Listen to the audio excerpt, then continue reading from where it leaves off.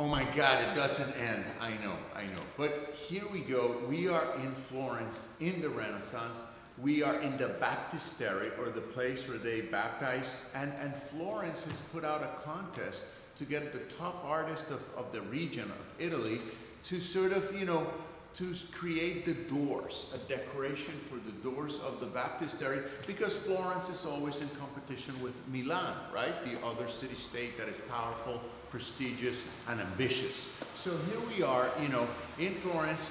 Look at Brunelleschi, look at Ghiberti. Again, it's the angel of the Lord stopping Abraham from killing his son Isaac in a test of faith to the God of the Hebrew God, Yahweh. Now, Lorenzo Ghiberti won the contest, okay, in 1401, 1402, and he basically, he does this baptistery doors, and then 20 years later, he does another set of baptistery doors, because they were so good that none other than Michelangelo called them the gates of paradise. I mean, the work that Ghiberti did in bronze. These are bronze reliefs. A relief is like a sculpture, but it's not 3D. So these are bronze reliefs. And we're talking about Ghiberti. Bronze reliefs by Ghiberti. They're the ones that take the day, they win. And how do we call them? The gates of paradise. And that's Michelangelo speaking, so that carries a lot of weight. Anyway, there is a little bit of the international Gothic. It's got some pointiness to it that Ghiberti brought to it, okay? But he also brings the body, the classical nudes of the Renaissance. And then there is the story, the narrative, the drama of the Gothic, all right? Because the Gothic is also very narrative. So we feel that now we're really starting the Renaissance. 1400, all the ingredients that were coming together in Italy are now being crystallized, clearly defined in Florence, in the doors of the baptistery, by a genius artist called Ghiberti. The Renaissance is the beginning of this self-awareness. This whole selfie culture. Here I'm teaching to my people in China, I'm teaching to my people in New York. That starts with the Renaissance. I am me. I am important, I am beautiful, whatever. So look at Ghiberti smiling out like saying, hi, I did the gates of paradise. He also looks a little bit like Chairman, right? Like Chairman Mao, maybe a little bit, just gives the boldness. Anyway, so the next great sculpture from this era, Donatello. No, it's not a Ninja Turtle, he's an actual guy, Donatello. Okay, one of the great sculptors, and you're going to see with Donatello how he actually picks up the human body. Okay, now we are moving from the Middle Ages and having the body covered to a celebration, especially of the male body, because in classical antiquity, the culture of homosexuality was very widespread. Men drawing, sculpting men, living, loving men. That was huge back then. So these Italian artists from the Renaissance, they're celebrating a lot of male nudes. And here we have Donatello. These are some, some pieces by Donatello, St. George. And here's a relief, okay? A relief. We talked about a relief because the doors of the baptistery by Ghiberti are relieved. The earlier doors by Pisano are reliefs. But when you have a relief that is very shallow, we call it sciasciato. Sciasciato, a very shallow relief. And here's a sciasciato by none other than Donatello of St. George and the Dragon. But what I really, really want you to remember from Donatello is his remarkable picture, his remarkable sculpture of David. Here is the David by Donatello. The David by Donatello is from 1425, and look at him, so languid. It's in bronze. It's a whole celebration of male nudity, okay? While we're talking about this, and the bodies and everything, we also want to talk about a great, great invention, the invention of perspective. Now, what happens? I want to talk about perspective after I've talked about Ghiberti and Donatello, because perspective was, according to the history, and the history of all this era is chronicled by a guy called Vasari. Giorgio Vasari is the guy that had the gossip, that wrote down. He was an artist and a friend of a lot of these men, and he wrote, Vasari,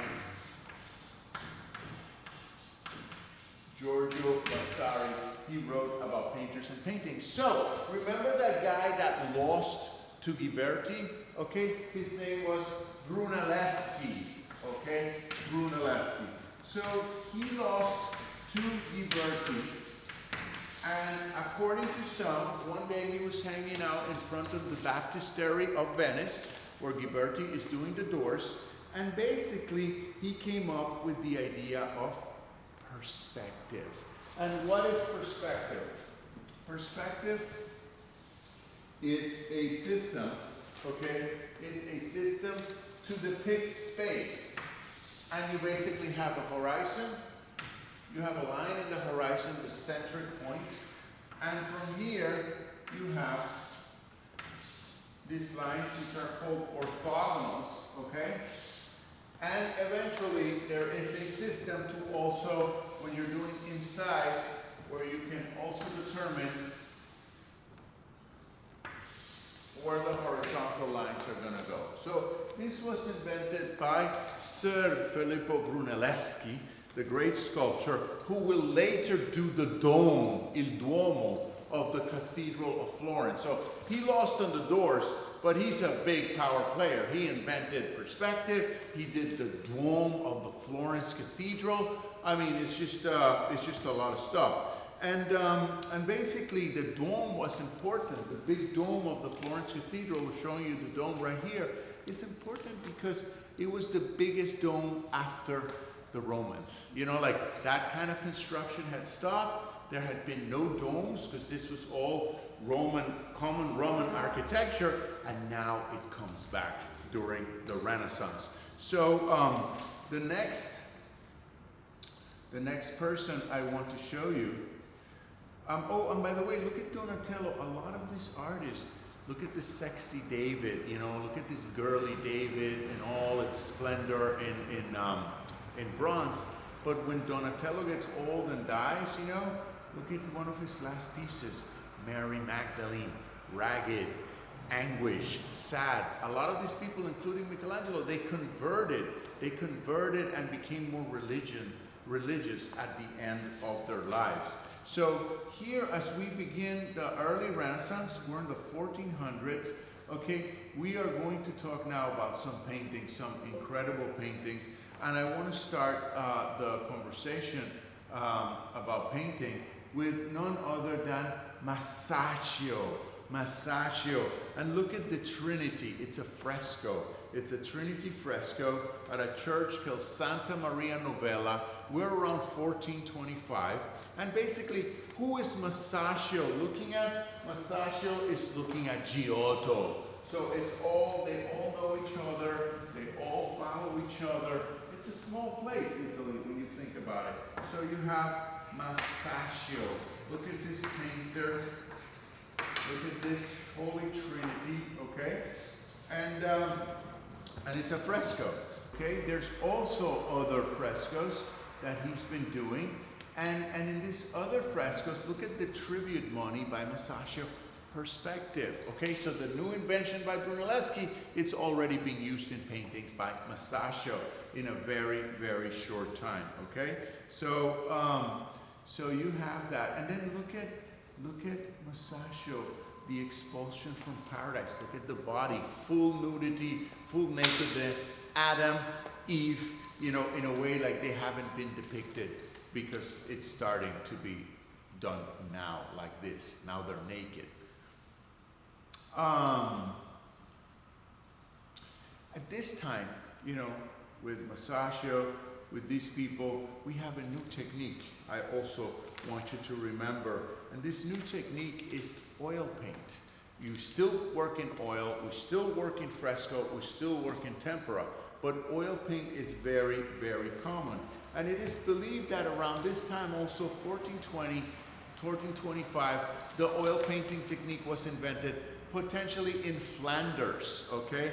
In Flanders, near, you know, the Dutch country, you know, Holland, near there. That's where oil was invented. And it was invented because tempera panels are wood. They're heavy. You have, or even if they're small, but they're rigid. Fresco, you're not gonna carry a wall, but with oil, you can paint on prepared canvas, on prepared linen, on prepared cloth. So, hey, I gotta travel, the painting is dry, roll the painting, ciao ciao, I'm off to Italy. So that's how oil painting came about. So now we have tempera, we have fresco, and we have oil. And with that, we are pretty ready. Now, after having talked about Ghiberti and Donatello, I want to talk a little bit more about other painters that I want you to think about. Look at this, The Birth of Venus. This is Sandro Botticelli, the great Sandro Botticelli, The Birth of Venus. And this is, you know, very special because it's almost like a philosophical painting.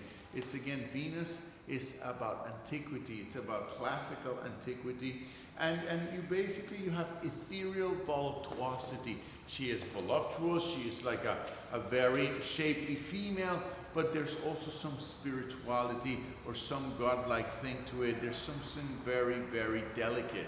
So here we have Botticelli, and before Botticelli, or the teachers of Botticelli, look at the teacher of Botticelli, Lippi, Filippo Lippi. These are oil paintings. Filippo Lippi, Virgin and Child. There's also an Annunciation by the Castello Annunciation, Venus and Mars. All these are oil paintings. See how it's smoky, how soft it is. It is said that perhaps because it was invented in Flanders and because the Flemish are great merchants, that oil was also invented to depict products, to depict clothing, to depict the wonderful richnesses of the well-to-do at that time. And also some have said, or at least the Dutch painter Willem de Kooning, known as a great American abstract expression, said that oil painting was invented to depict flesh, human flesh. So here we are, and we're going to wrap with this before we go to the sacred cows of the Renaissance. Now we're going to talk about Da Vinci, we're going to talk about Michelangelo, we're going to talk about Raphael, but that will be in the next class, which will be the Cinquecento. So we did 1300s, 300, 400s, all these people we've talked about. Next class, Cinquecento.